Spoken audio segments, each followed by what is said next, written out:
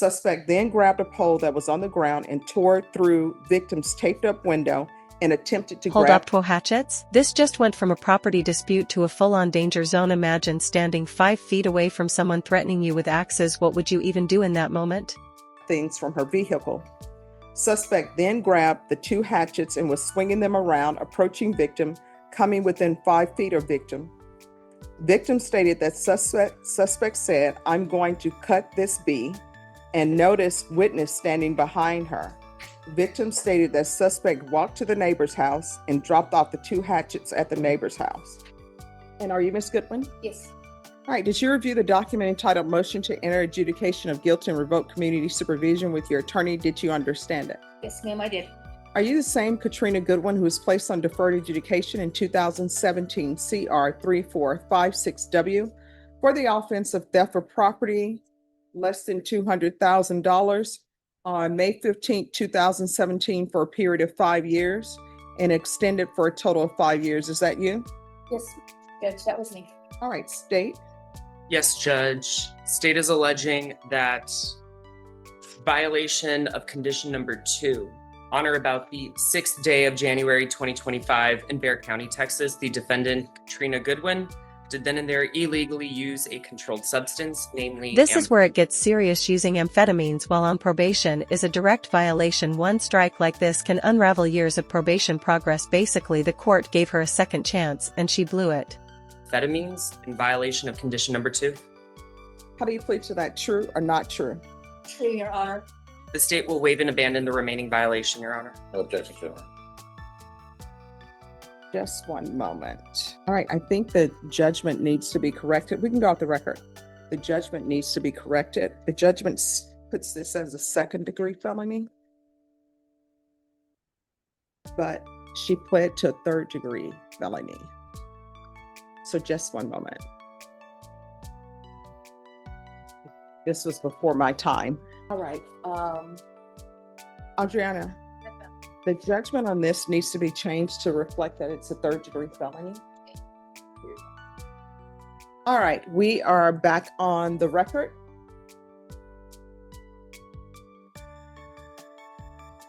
So you enter a plea of true to violation of condition number 2. Did you understand by pleading true to violation of condition number 2, the court could find it true, grant the motion, find you guilty, and sentence you up to 10 years in the prison and up to a $10,000 fine? Yes, Your Honor. Knowing that, do you still wish to plead true to violation of condition number 2? Court will find violation of condition number 2 true. Is there a proposed agreement? There is, Judge. Yes. That agreement is to continue probationer on probation, but the state is recommending, in line with the probation's recommendation, a 1-year extension, weekly reporting, and weekly UAs for the first 30 days. All right, thank you. Yes, Judge. All right, so Ms. Goodwin, I don't think And you're there it good- is. The judge makes it clear. Probation isn't working. Notice how the judge acknowledges addiction struggles, but ultimately accountability has to outweigh repeated chances. candidate for probation. And let me explain to you why. This is not your first time with a motion to revoke. It doesn't appear that there's anything else that can be done to help you. I understand that drug addiction is very difficult to conquer and you have to stay vigilant.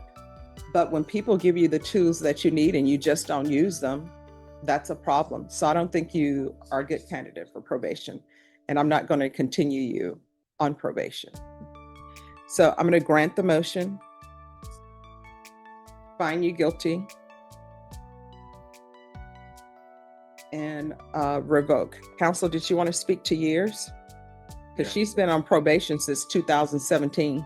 Correct. She has completed the successfully Take Peace program, Mhm. and judge has also done the 90-day jail sanction. So she has some back time. Mhm. So we're asking for the minimum 2 years because she was hoping to get, of course, continued with the objective of paying the rest of the restitution. That's why they're asking for an extension of a year. Mhm. But without that, then we will ask for the minimum 2 years. And probation, what's the amount of restitution? $6,977.11. And who does that restitution go to?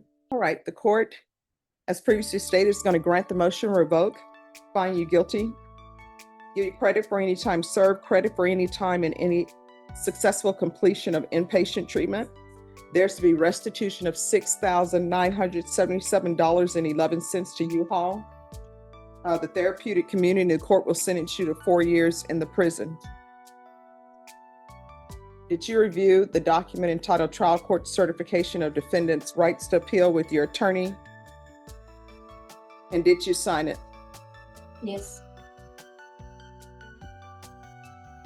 You do have a limited right to appeal, and that right to appeal is as it relates to the allegations in the motion, not the fact that you were on community supervision.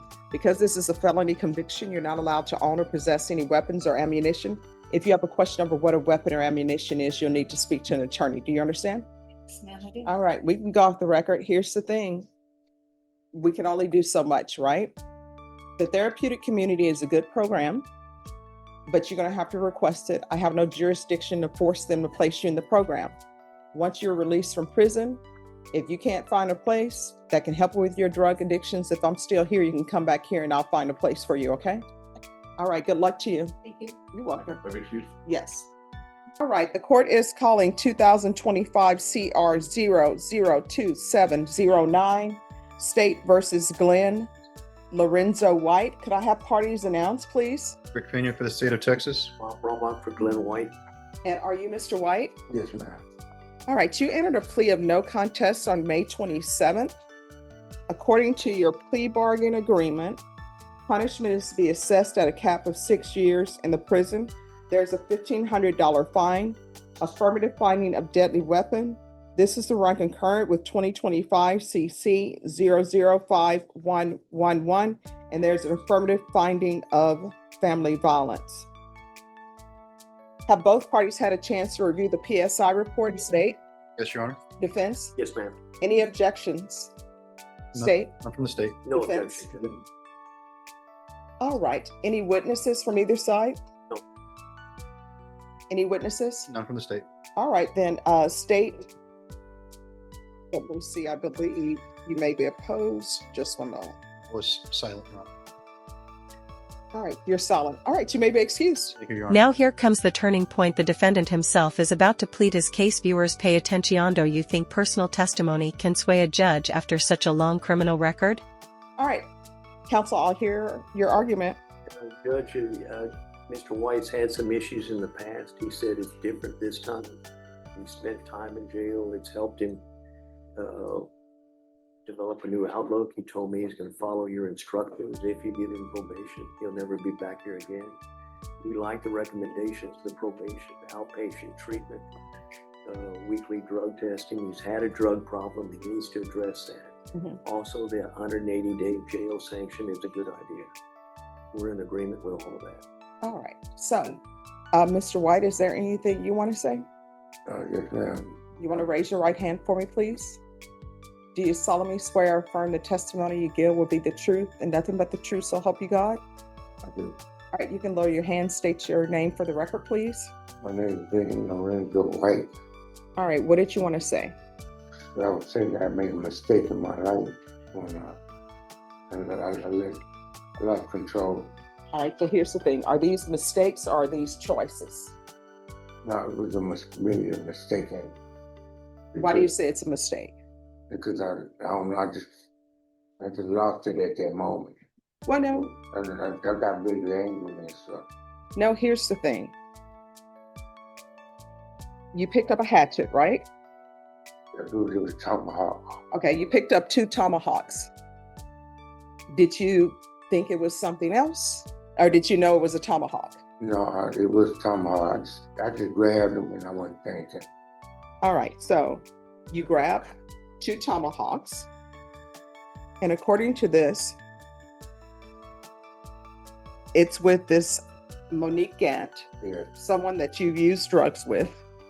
I don't know why you all are still together because I've read the PSI report and you have 2 children, younger children. You don't even know where they are because you were using drugs, she was using drugs. You didn't get your life together with CPS and your children your rights ended up being terminated. and you're still with this person.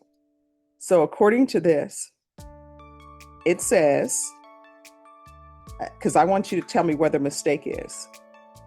Victim stated that suspect, that's you, arrived at the location to charge his car battery. Suspect saw victim's car and went inside the house to take groceries that the victim bought. Suspect put 2 hatchets on victim's car.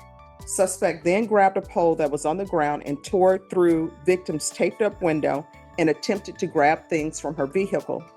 Suspect then grabbed the 2 hatchets and was swinging them around, approaching victim, coming within 5 feet of victim. Victim stated that suspect said, "I'm going to cut this bee," and noticed witness standing behind her. Victim stated that suspect walked to the neighbor's house and dropped off the 2 hatchets at the neighbor's house. That's not true. I went to my mom's house. That was my mom's house. And I went So to- why would you try to take groceries from the vehicle? I didn't take no groceries from no vehicle. Well, I mean, she said you cut through her window. I'm assuming the window was. No, I picked up the little pipe thing and it had plaster on the window and then they tore it open. Why? I was intoxicated too, Charlie. While that rap sheet goes back to the 1980s assaults, thefts, drug charges, it's a pattern. The judge simply can't ignore. This isn't a one-time mistake. It's a lifetime of bad choices catching up. All right. Here's the thing, Mr. White. I don't know if you'll be I don't think you'll be a good candidate for probation. And let me just tell you why. You've been on probation before. Then you have a theft case that you were convicted of. Then you have a criminal mischief that you were convicted of. Then you have an assault case that you were convicted of. This started in the 80s. And then you have another criminal mischief that you were convicted of. Then you have another assault case, they say dismissed for insufficient evidence. It's probably dismissed because the complainant didn't want to go forward with it. Then you had a possession of marijuana, and I realized it's marijuana, but you were placed on probation for that, and your probation was revoked.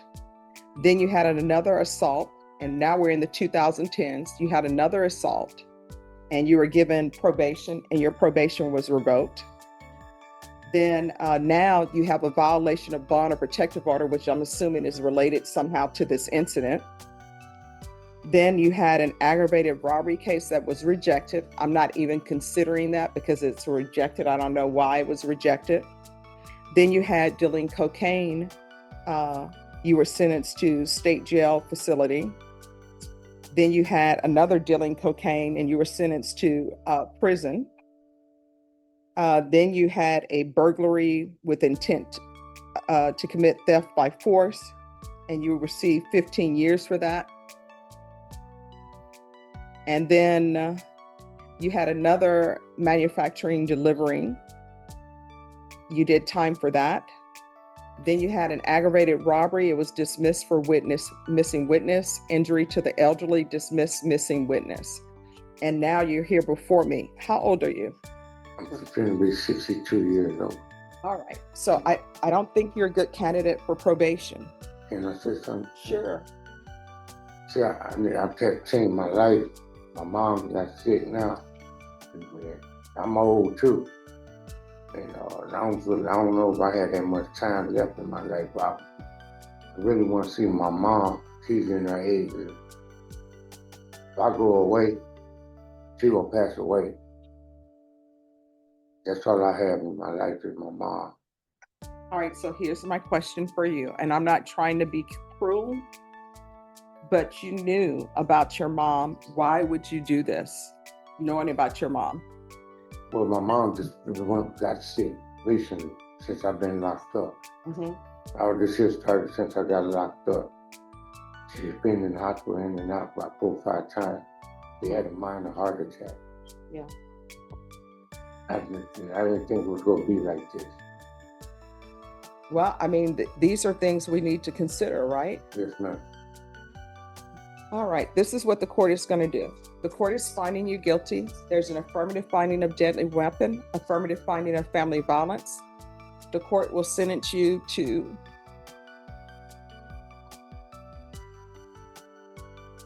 $5 years in the prison. give you credit for any time served. This is to run concurrent with 2025 CC 005111. There's an affirmative finding of family violence, and there's to be no contact with Monique Gant, Gant, and the court will recommend the therapeutic community. Did you review the document entitled Trial Court Certification of Defendant's Rights to Appeal with your attorney? Did you understand it and sign it? Yes. Because this is a plea bargain agreement, because I followed your plea bargain agreement, and because you waived your right to appeal, you do not have the court's permission to appeal. Because this is an affirmative finding of family violence and also a felony conviction, you're not allowed to own or possess any weapons or ammunition. If you have a question over what a weapon or ammunition is, you'll need to speak to an attorney. All right, we can go off the record. Here's the thing, Mr. White. Your history doesn't look good, right? And sometimes I look at that, right? And I have to look at that because I have to consider everything. And so I'm looking at your history, and your offense is escalated. And then you have different issues where you are placed on probation, your probation gets revoked. You're given parole, you don't do well on parole. And I will tell you, I've done parole hearings before, and parole is so much easier than probation is. Because parole is sort of, in a way, it's sort of like college. And this is the best way I can explain it. When you're in public school and you're not in college yet, everybody is telling you everything to do. This is your class for today. That's what probation does. When you get on parole, what they do is they don't tell you, you need to do this, this, and this. They just give you a sheet of paper. You have your freedom.